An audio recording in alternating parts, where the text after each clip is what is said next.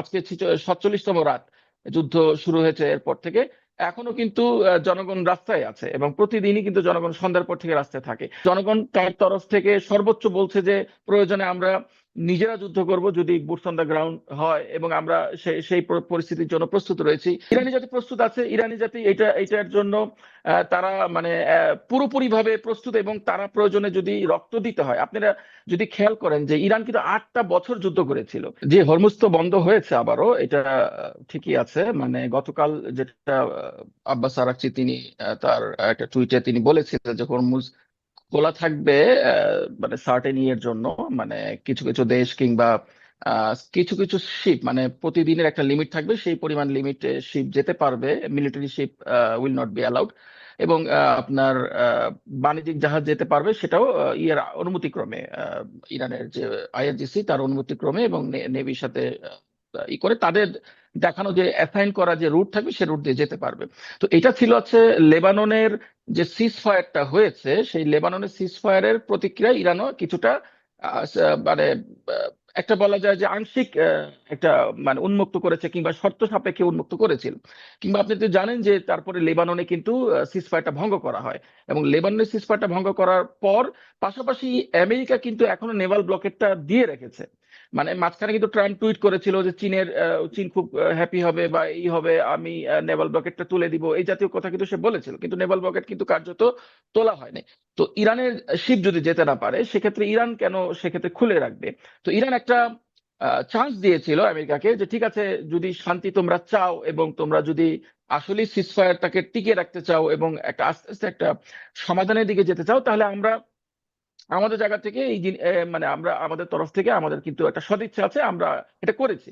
কিন্তু আমেরিকার উচিত ছিল তারপর লেবাননের সিজফায়ারটাকে আসলে ধরে রাখা, সেখানে যেন কোনোভাবেই সিজফায়ার লঙ্ঘিত না হয় সেটা নিশ্চিত করা, পাশাপাশি ইরানের জাহাজগুলোতে সে যে নেভাল ব্লকেটটা দিয়ে রেখেছে সেটাকে সে উইথড্র করা। কিন্তু দুইটার একটাও কিন্তু তখন তারা করেনি, যার কারণে ইরানের রাত্রে এখানে রাত প্রায় 10টার দিকে যেটা খবর পাওয়া গেল সেটা হচ্ছে যে বেশ কিছু হচ্ছে, মানে এটার মধ্যে হয়তো অ্যামেন্ডমেন্ট আসতে পারে।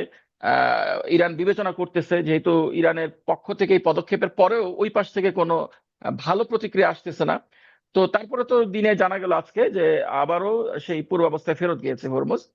আর জনগণের তরফ থেকে যেই বিষয়টা আমি বলবো, বরাবরই জনগণ কিন্তু রয়েছে রাষ্ট্রের সাথে, ইরানের শাসন ব্যবস্থা এবং ইরানের ইসলাম বিপ্লব এবং এই যুদ্ধের সাথে কিন্তু জনগণ রয়েছে। এবং এখনো কিন্তু আজকে 47তম রাত যুদ্ধ শুরু হয়েছে এরপর থেকে এখনো কিন্তু জনগণ রাস্তায় আছে, এবং প্রতিদিনই কিন্তু জনগণ সন্ধ্যার পর থেকে রাস্তায় থাকে। জনগণ ব্যাপকভাবে যত জায়গায় আমি যতজন মানে রাস্তায় যারা সাক্ষাৎকার নিচ্ছে ইরানের টেলিভিশন গুলোতে কিংবা অন্যান্য সোশ্যাল মিডিয়াতে, আমি দেখছি যে জনগণ কেউই বলছে না যে আমরা যুদ্ধ থেকে এখনই বন্ধ করা উচিত, আমরা ভয় পাচ্ছি, কিংবা আমরা এই যুদ্ধটা চালিয়ে নিতে চাচ্ছি না, এখনই সরকারের উচিত এমন কিছু করা যাতে যুদ্ধ বন্ধ হয়, এরকম কোনো কথা কিন্তু আমি দেখিনি। বরং জনগণ তার তরফ থেকে সর্বোচ্চ বলছে যে প্রয়োজনে আমরা নিজেরা যুদ্ধ করব যদি বুটস অন দ্য গ্রাউন্ড হয়, এবং আমরা সেই পরিস্থিতির জন্য প্রস্তুত রয়েছি। আপনি জানেন যে ইরানে কিন্তু একটা রেজিস্ট্রেশন চলছে যে কি পরিমাণ সিভিলিয়ান তারা যদি কখনো এটা হয়, মানে একটা পপুলার মোবিলাইজেশন করার প্রয়োজন পড়ে, একটা জেনারেল মোবিলাইজেশন হয়, সেক্ষেত্রে কি পরিমাণ সিভিলিয়ান সেখানে অংশগ্রহণ করবে। এটা কিন্তু প্রায় 27 মিলিয়নের কাছাকাছি। মানে ইরানের জনসংখ্যায় কিন্তু প্রায় 90 মিলিয়ন, এর মধ্যে শিশু আছে, বৃদ্ধ আছে, নারী আছে। এর মধ্যে 27 মিলিয়ন এখন পর্যন্ত, এটা চলছে, প্রতিদিনই দেখা যাচ্ছে এটা বাড়ছে। একদিনে তো আর সব রেজিস্ট্রেশন হয়ে যায় না। তো এখন পর্যন্ত আমি প্রতিদিনই দেখছি যে 1 মিলিয়ন বা 5 লাখ 7 লাখ করে বাড়ছে প্রতিদিন, এটা সাইট আছে, সাইটে দেখা যায়, এবং ইরানে তো এটা রাষ্ট্রীয়ভাবে ঘোষণাও হয়। তো এখন পর্যন্ত প্রায় 27 মিলিয়নের মতো মানুষ এইখানে যুদ্ধে অংশগ্রহণ করতে তারা প্রস্তুত এবং তারা চাচ্ছে।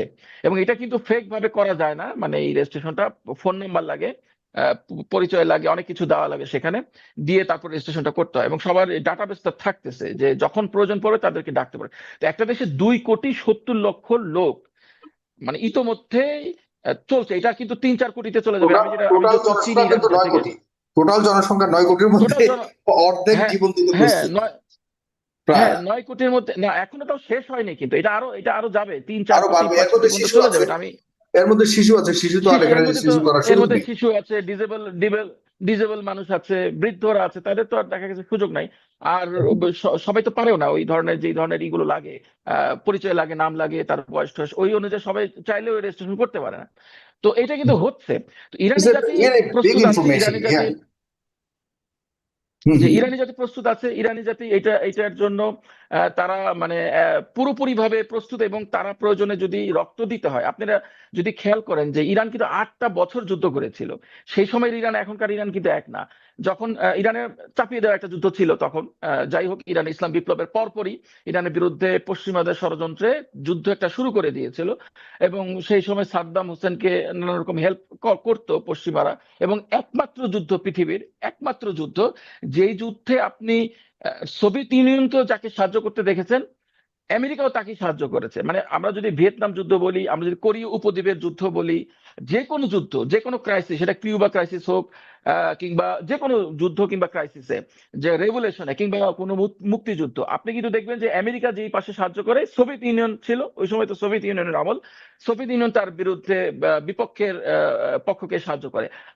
কিন্তু হুম। এই একটা যুদ্ধ শুধু ছিল যে সোভিয়েত ইউনিয়নও এবং আমেরিকা একসাথে কিন্তু সেই সময় সাদ্দামকে হেল্প করেছিল। এখনো কিন্তু ইরাকের কাছে রাশিয়া, সোভিয়েত ইউনিয়ন তার নাই, কিন্তু রাশিয়া কিন্তু এখনো সে তার যে জেট গুলো সে ফ্রি দিয়েছিল সেই সময়, যে তুমি এটা লোনে নিয়ে যাও, তুমি ধারে নিয়ে যাও, তুমি আমাকে পরে এটাকে শোধ করো, সেই টাকা কিন্তু এখনো পায়। এবং তারা মাঝে মাঝে দাবি করে ইরাক সরকারের কাছে যে টাকাগুলো দিতে হবে। ইরাক সরকার বলে যে তো সেটা তোমাদের সাথে সাদ্দামের ব্যাপার ছিল, তোমরা এইভাবে অন্যায়ভাবে দিয়েছো সাদ্দামকে, আমরা এটা কেন পরিশোধ করতে যাবো এখন। এখন মানে বিষয়টা এরকম ছিল। তো সেই যুদ্ধে ইরানের অবস্থা খুবই, তখন তো ইরান নতুন, মাত্র মাত্র একটা দেশে বিপ্লব হয়েছে, সরকারও গুছিয়ে উঠতে পারে নাই তখন। এর মধ্যে ইরানে প্রায় 80 জনের উপরে, মানে 72 জন একসাথে, 72 জন নেতা একসাথে, তাদেরকে কিন্তু বোমা বিস্ফোরণে তারা নিহত হয়েছিল। তারা প্রত্যেকে বিপ্লবের বড় বড় নেতা ছিল। ইরানের বিচার তবে বিভাগের আপনার কাছ থেকে প্রধান, যতটুকু তিনি বুঝতে নিহত হয়েছেন পারলাম, ইরাক। ইরানিরা এখনো পর্যন্ত মানসিকভাবে সম্পূর্ণ প্রস্তুত মোকাবেলা করবার জন্য, এবং তারা এই যে নতুন করে আবারও যুদ্ধের সম্ভাবনা দেখছেন, সেখানে তারা কেউই ভীতিকর অবস্থা অনুভব করছেন না, বরং তারা নতুন করে যুক্ত হচ্ছেন যুদ্ধের বহরে, যুদ্ধ প্রস্তুতির বহরে। এটি খুবই গুরুত্বপূর্ণ তথ্য আপনার কাছে জানাম। জনাব আশিকুর রহমান, আমি আপনার কাছে আসছি।